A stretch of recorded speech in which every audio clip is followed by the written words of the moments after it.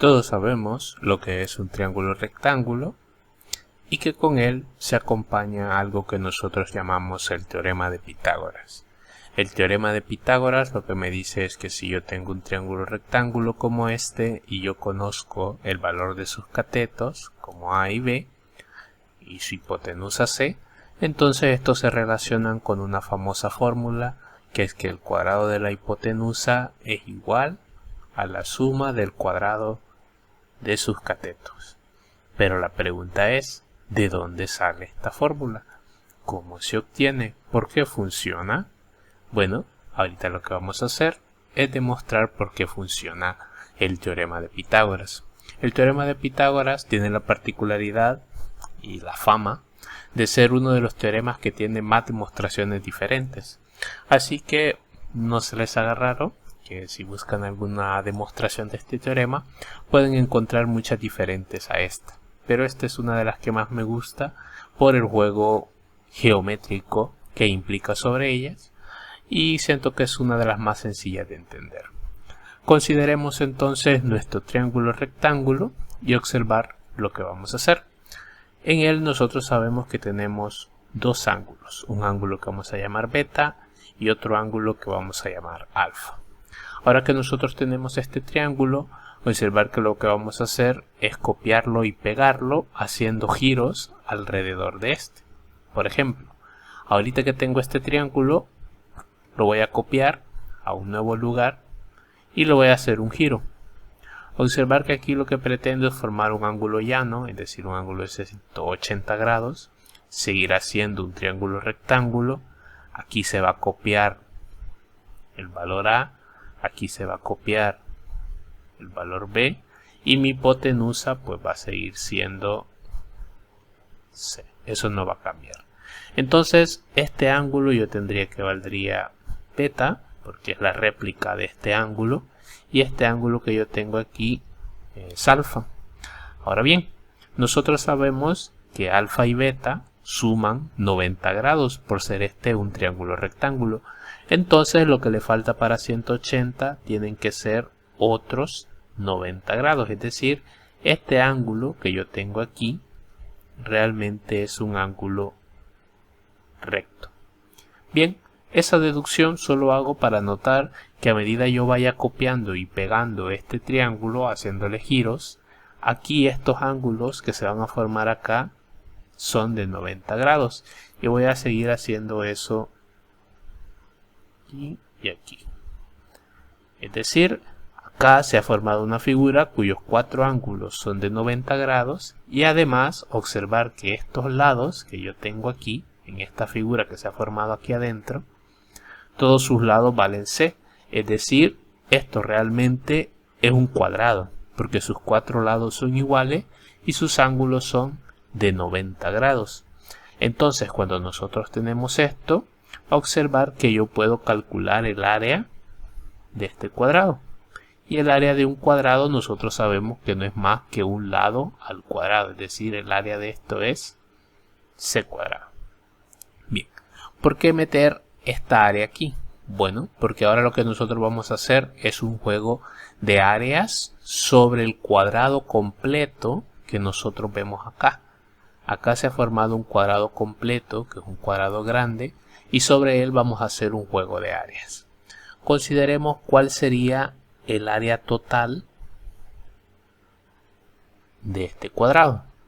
Lo podemos ver de dos maneras diferentes. Uno es el hecho de que es un cuadrado y nosotros conocemos sus lados. Sus lados todos valen B más A, es decir, de aquí hasta aquí nosotros tenemos B más A. Y observar que de aquí hasta arriba yo también tengo B más A. Entonces esto realmente es un cuadrado.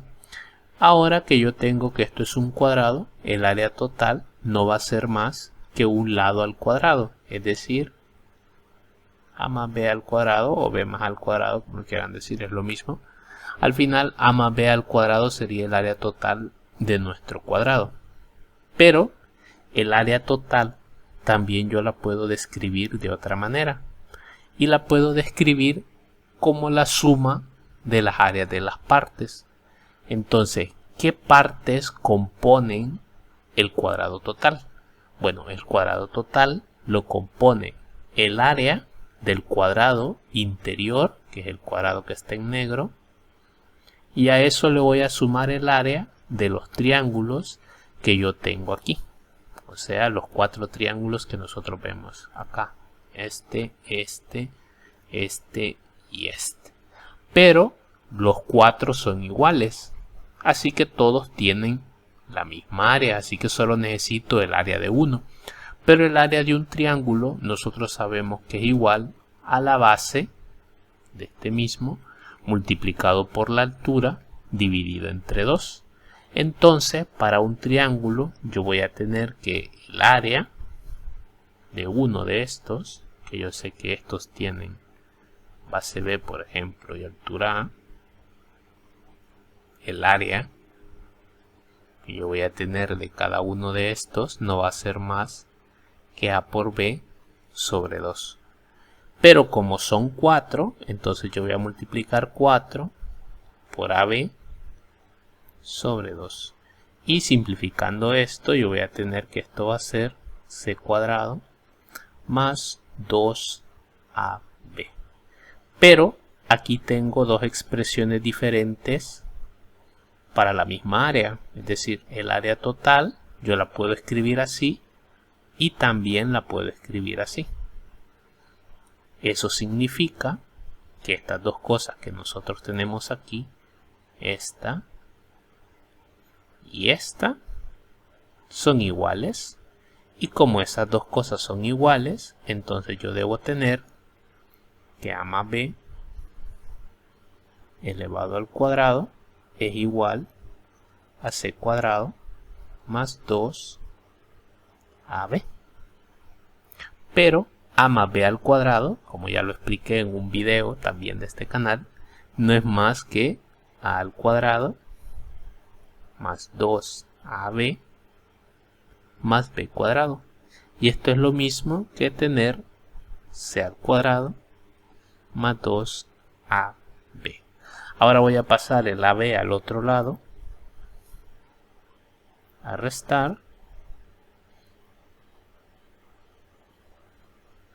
y voy a tener que esto es esto. Esto se cancela, obviamente se da al 0, y por lo tanto me queda que A cuadrado más B cuadrado es igual a C cuadrado. Y esto no es más que el teorema de Pitágoras. Así que nosotros lo que hemos hecho aquí es hacer una pequeña demostración del teorema de Pitágoras.